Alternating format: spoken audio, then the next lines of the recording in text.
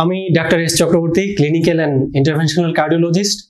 আমার আজকের আলোচনার বিষয় 100% ব্লক কি খোলা যায়, মেরামত করা যায়, আবার রক্ত প্রবাহ সচল করা যায়, এই বিষয়টা নিয়ে আজকে আলোচনা করব।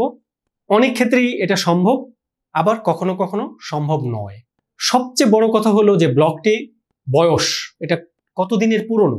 যেমন একদম নতুন যে ব্লকটা, অর্থাৎ রোগী মাত্র মারাত্মক একটি হার্ট অ্যাটাক নিয়ে এসেছে, রক্তনালী 100% ব্লক হয়ে হার্ট অ্যাটাকটা হয়েছে, কিন্তু রোগীর মাত্র হয়েছে হয়তো 1 ঘন্টা 2 ঘন্টা বা 3 ঘন্টা আগে হার্ট অ্যাটাকের প্রক্রিয়াটি শুরু হয়েছে। তো তখন কিন্তু এই যে ব্লক, এখানে রক্ত জমাট বেঁধে সরু রাস্তাটা একটা ব্লকেজের মধ্যে 80% বা 90% ব্লকেজ ছিল, সেখানে হঠাৎ করে রক্ত জমাট বেঁধে সম্পূর্ণ রাস্তাটা বন্ধ হয়ে গিয়ে রক্ত প্রবাহ টোটালি বন্ধ হয়ে গেছে। এটা একটা মারাত্মক হার্ট অ্যাটাক।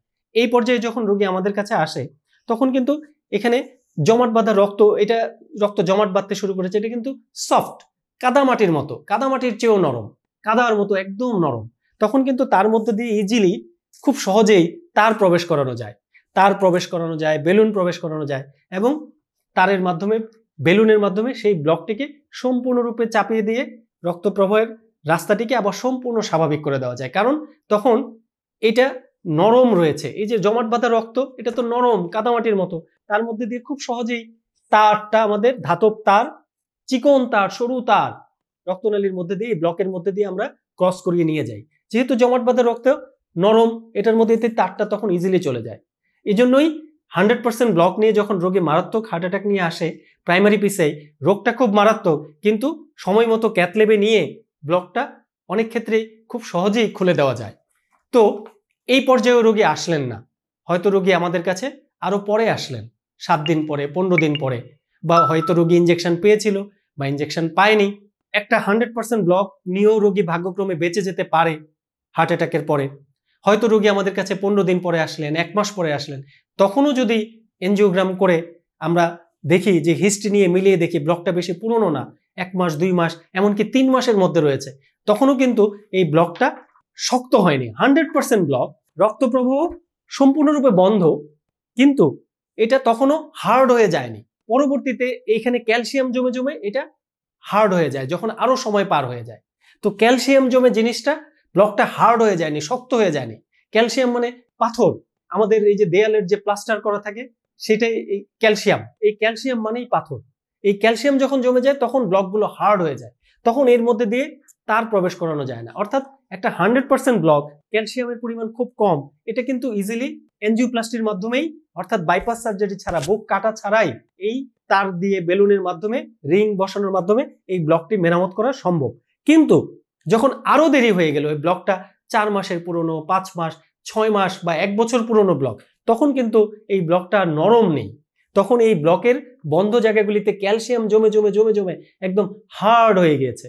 তখন এই যে নরম জায়গা দিয়ে যে তারটা প্রবেশ করানো যাচ্ছিল, এই যে তারটা এখানে চলে গেছে, প্রথমে যদি তার না যায়, তাহলে কিন্তু আর কোনো উন্নত প্রযুক্তির জিনিস, যত টাফ জিনিসই রয়েছে আমাদের, যে বিভিন্ন ধরনের বেলুন রয়েছে শক্ত ব্লককে খোলার জন্য, ক্যালসিয়াম ভাঙার জন্য আমাদের প্রযুক্তি রয়েছে, লেজার থেরাপি, আমরা আইভিএল বেলুন ইউজ করি, লেজার থেরাপি দিয়ে আমরা ক্যালসিয়ামগুলো ফাটিয়ে দেই, তখন আমাদের ব্লকটা খুলতে সুবিধা হয়। তারপরে আমরা সেই রাস্তা দিয়ে ড্রিল করে করে ক্যালসিয়াম ভেঙে ভেঙে ভেঙে ভেঙে ড্রিল, আমরা খুব সূক্ষ্ম ড্রিল মেশিন ইউজ করি, যেটাকে আমরা বলি রোটা অ্যাবলেশন। রোটা অ্যাবলেশনের মাধ্যমে ডায়মন্ড কাটার খুব র্যাপিডলি সেটা ড্রিল করে করে করে 100% ব্লকের মধ্যে দিয়ে সে রাস্তা তৈরি করতে পারে। এটাকে আমরা বলি রোটা অ্যাবলেশন। অর্থাৎ এই যে উন্নত প্রযুক্তি, বিশেষ ধরনের তার, একটু হার্ডওয়্যার, বিশেষ ধরনের তার প্রবাহের মাধ্যমে, তারপরে বিশেষ ধরনের বেলুন ব্যবহারের মাধ্যমে, লেজার রশ্মি ব্যবহারের মাধ্যমে, এমনকি ড্রিল করার মাধ্যমে, অর্থাৎ রোটা অ্যাবলেশনের মাধ্যমে আমরা বিভিন্ন রকমের সাপোর্ট নিয়ে, উন্নত প্রযুক্তির সাপোর্ট নিয়ে আমরা কিন্তু একটা 100% ব্লক, অনেক সময় দেখা যায় এটা 2 মাসের ব্লক, 3 মাসের পুরনো ব্লক, এমনকি 4 মাস 5 মাসের পুরনো ব্লকও ভাগ্য ভালো হলে রোগীর এই অ্যানজিওপ্লাস্টির মাধ্যমেই খুলে দেওয়া যায়। অর্থাৎ সেই বন্ধ রক্তনালী দিয়ে আবার স্বাভাবিক রক্ত প্রবাহ সচল করা যায়। কিন্তু যখন আরো বেশি দেরি হয়ে যায়, একদম ক্যালসিয়াম জমে জমে জমে জমে এটা হার্ড হয়ে যায়, তখন কিন্তু দেখা যায় যে ওই যে প্রথমে আমাদের যত উন্নত প্রযুক্তির তার, আমাদের বিভিন্ন ধরনের উন্নত প্রযুক্তির তার রয়েছে, গায়া সেকেন্ড, গায়া থার্ড, মিরাকেল, কনকেস্ট প্রো, কিন্তু ফিল্ডার এক্সটে, কিন্তু যখন নাকি ব্লকের পরিমাণ অনেক দিনের পুরনো হয়ে গেছে অথবা রক্তনালীটি আঁকা বাঁকা এবং এখানে আশেপাশে অনেক শাখা প্রশাখা রয়েছে, প্রবাহের পথটি জটিল, ব্লকের মাত্রাটা 100% এবং এটা অনেক দিনের পুরনো ব্লক, ক্যালসিয়াম জমে হার্ড হয়ে গিয়েছে, তখন কিন্তু কোনোভাবে প্রথম যে তারটা নিতে হবে সেই তারটাই প্রবেশ করানো যায় না। অর্থাৎ তখন আর এই ব্লক খোলার কোনো, অ্যাঞ্জিওপ্লাস্টির মাধ্যমে ব্লকটা খোলার আর কোনো সম্ভাবনা তখন থাকে না। তখন আমাদের সেই ক্ষেত্রে এই রক্তনালীটা যদি গুরুত্বপূর্ণ রক্তনালী হয় এবং এই ব্লকটি খুলে দিলে, যদি রক্তপ্রবাহ চালু করলে যদি রোগীর হৃৎপিণ্ডের উপকার হয়, তখন আমরা রোগীদেরকে বাইপাস সার্জারি করার পরামর্শ দিয়ে থাকি। অর্থাৎ 100% ব্লকও খোলা যায়, আবার অনেক বেশি দেরি হয়ে গেলে, জটিল মাত্রায় উপনীত হয়ে গেলে আর অ্যাঞ্জিওপ্লাস্টির মাধ্যমে ওপেন করা যায় না, তখন বাধ্য হয়েই ওপেন হার্ট সার্জারি করতে হয়।